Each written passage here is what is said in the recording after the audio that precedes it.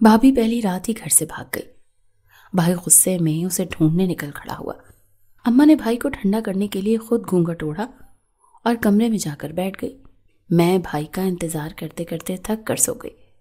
صبح آنکھ کھلی تو ہوش اڑ گئے۔ اس رات اماں آج سارے دن کی تھکی ہاری تھکاوٹ سے چور میں اپنے بستر پر جا کر لیٹی ہی تھی۔ جتنی خوشی مجھے بھائی کی شادی آنے کی تھی، اب اتنی ہی تھکاوٹ اور سر درد سے میری جان نکل رہی تھی۔ مگر وہیں خدا کا شکر ادا بھی کیا کہ شکر ہے کہ سب خیریت سے ہو گیا۔ میں اپنی گڑیا جیسی بھابھی کو لے کر گھر آ چکی تھی۔ مجھے کچھ دیر پہلے کے منظر یاد آنے لگے کہ میری بھابھی بھائی اسد کے ساتھ کتنی خوبصورت لگ رہی تھی۔ ہر کوئی ان کی جوڑی پر رش کر رہا تھا اور بار بار میری اماں کو گاؤں کی عورتیں یہی کہہ رہی تھیں کہ سلمہ بہن کہاں سے یہ ہیرا ڈھونڈ کر لائی ہو؟ ہمیں تو 10 گاؤں چھان مارنے کے بعد بھی ایسی بہو نہیں ملی۔ یہ سن کر تو میری ماں مزید ہی پھول کی طرح کھل چکی تھی۔ کہنے لگے کہ یہ تو میرے بیٹے کا نصیب ہے جو اسے اتنی خوبصورت گڑیا جیسی بیوی ملی ہے۔ میں یہی باتیں سوچ کر مسکرا رہی تھی کہ جب مجھے بھائی کی غصے سے چلانے کی آواز آئی۔ میں تو ہڑبڑا کر اٹھ بیٹھی تھی۔ میرا بھائی تو بڑا ہی نرم مزاج کا تھا، آج تک میں نے کبھی اس کی اونچی آواز نہیں سنی تھی۔ تو پھر آج اس کی شادی کی پہلی رات تھی اور وہ اس قدر چلا کیوں رہا تھا؟ ذہن میں عجیب و غریب سے وسوسے آنے لگے۔ فوراً اٹھ کر باہر نکلی تو میری اماں پہلے ہی کمرے سے باہر موجود تھی۔ بھائی اسد اپنے سر سے غصے سے صحرا اتار کر ایک جانب پھینک رہا تھا۔ کہنے لگا شازیہ کدھر ہے؟ یہ کیا طریقہ ہے؟ آج ہماری زندگی کی نئی شروعات تھی اور وہ کمرے میں ہی موجود نہیں۔ یہ سن کر تو میری ماں کا چہرہ زرد پڑا تھا۔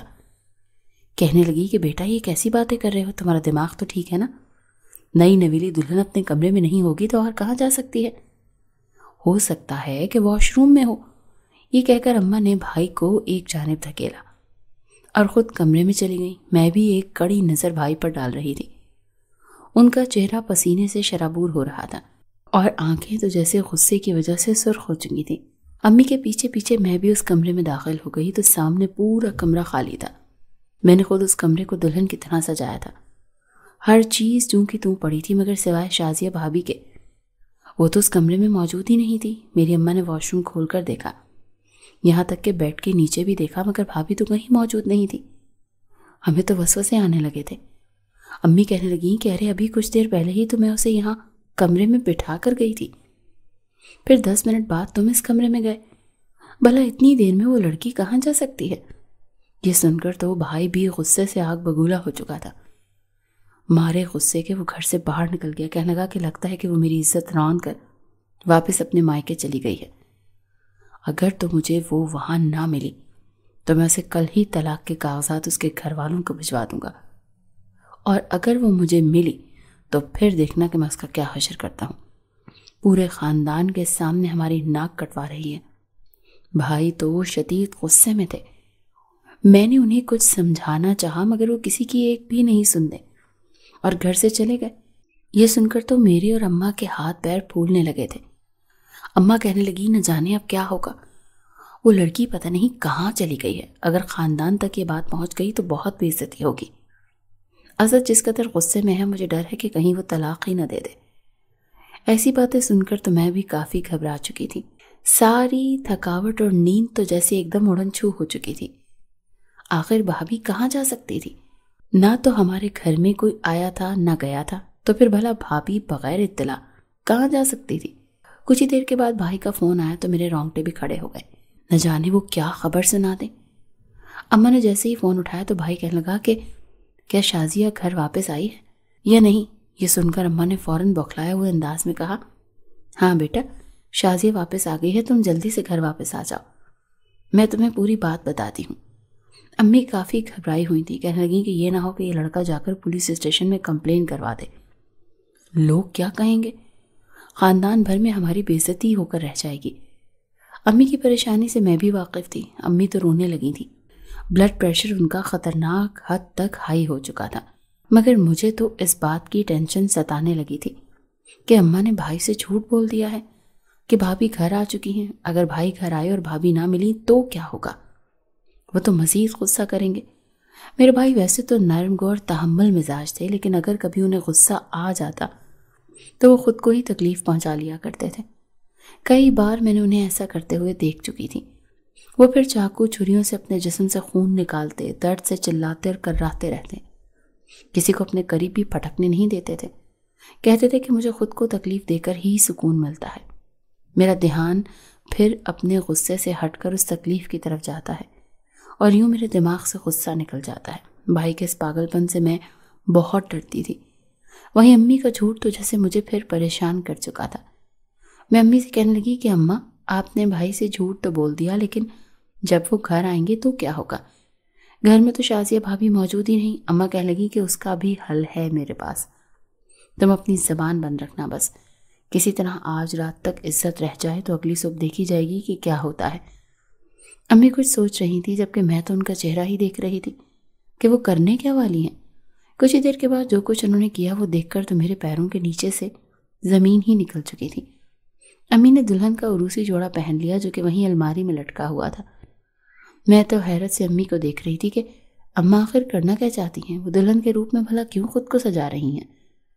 میں نے فوراً آگے بڑھ کر اماں کے ہاتھ سے لپسٹک لے لی اور کہنے لگی کہ اماں، آپ ہوش میں تو ہیں؟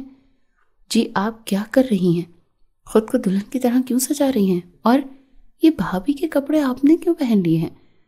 یہ سن کر اماں نے مجھے پیچھے کو دھکا دیا اور کہنے لگی کہ چپ کرو لڑکی، مجھے جو بہتر لگے گا میں وہ کروں گی، تم بس خاموشی سے تماشا دیکھو۔ امی کی بات تو میری سمجھ سے باہر تھی۔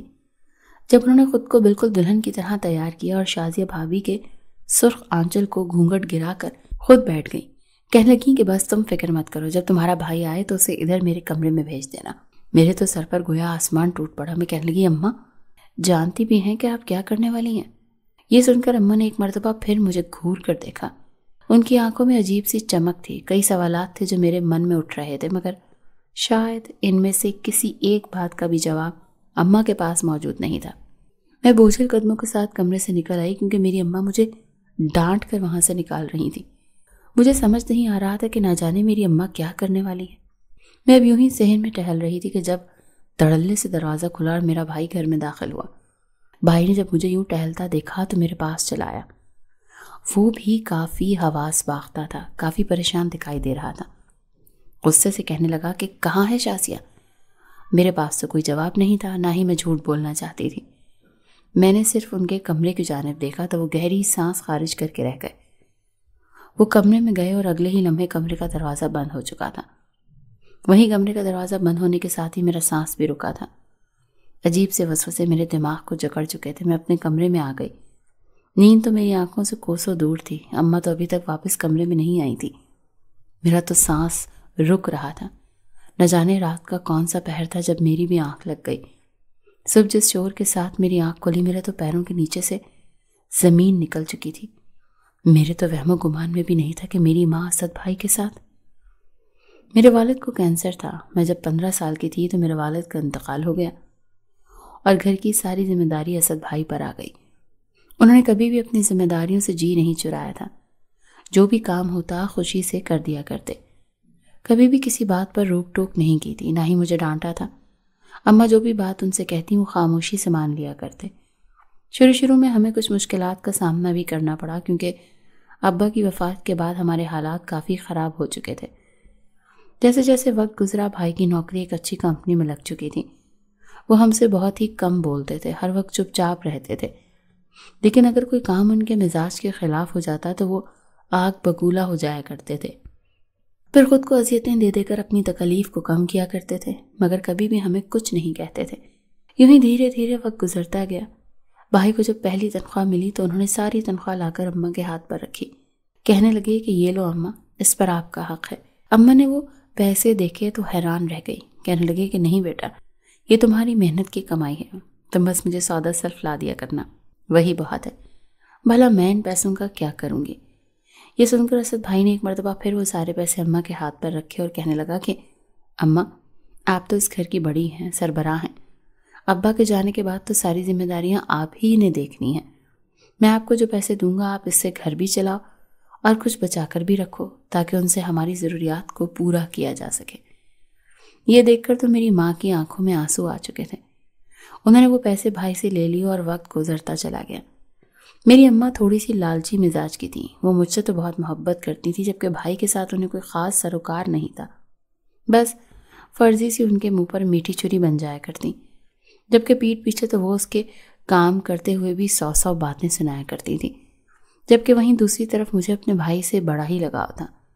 ابا کے جانے کے بعد تو جیسے مجھے بھائی میں ہی باپ کی شفقت اور محبت دکھائی دیتی تھی۔ میں ان کا ہر کام دل و جان سے کیا کرتی تھی۔ اماں جب میرے سامنے بھائی کی برائی بھی کرتی تو میں انہیں منع کرتی، کہتی کہ بھائی ہمارے لیے اتنا کرتے ہیں، اگر وہ تھوڑا بہت غصہ یا کھانے میں نقص نکال دیتے ہیں تو کیا ہو گیا؟ وہ بھی تو اپنی کئی خواہشات کو چھوڑ کر ہمارے لیے اپنا دن رات ایک کر رہے ہیں۔ یہ سن کر امی کا مزاج تھوڑا بہت بدل جاتا، مگر خیر بھائی کی عمر بڑھتی چلی جا رہی تھی۔ وہ مجھ سے کئی سال بڑے تھے، مگر اماں نے تو شرط یہی رکھی تھی کہ پہلے وہ میری شادی کریں گے اور اس کے بعد ہی بھائی کی شادی ہوگی۔ اس پر بھی بھائی کو کوئی اعتراض نہیں تھا، مگر میں نے امی سے اصرار کیا کہ اماں کیوں بھائی کو بوڑھا کر رہی ہو؟ ان کی ہم عمر لڑکوں کے تو بچے گود میں کھیل رہے ہیں اور آپ ابھی تک بھائی کی شادی سے انکار کرتی پھر رہی ہو۔ اس بات پر اماں کہنے لگیں کہ میرے ہاتھ پر اگر پیسے ہوں گے تو میں شادی کروں گی نا، یہ مجھے تھوڑے سے تو پیسے دیتا ہے، زیادہ پیسے ہوں، زیادہ رقم ہو تو ہی شادیوں کی تیاریاں کی جاتی ہیں۔ یہ سن کر بھائی نے اپنی تنخواہ کا 90% حصہ بھی اماں کو ہی دینا شروع کر دیا۔ بھائی کے پاس جو رقم آتی اماں وہ ساری اپنے ہی پاس رکھ لیا کرتی تھی اور پھر 1-1 روپیہ اماں سے ہی مانگتے رہتے۔ جب لڑکی ڈھونڈنے کی باری آئی تو اماں کہنے لگیں کہ میں خود اپنے بیٹے کے لیے چاند سی بہو ڈھونڈ کر لاؤں گی۔ چند ہی روز کے بعد رشتہ بھی مل چکا تھا۔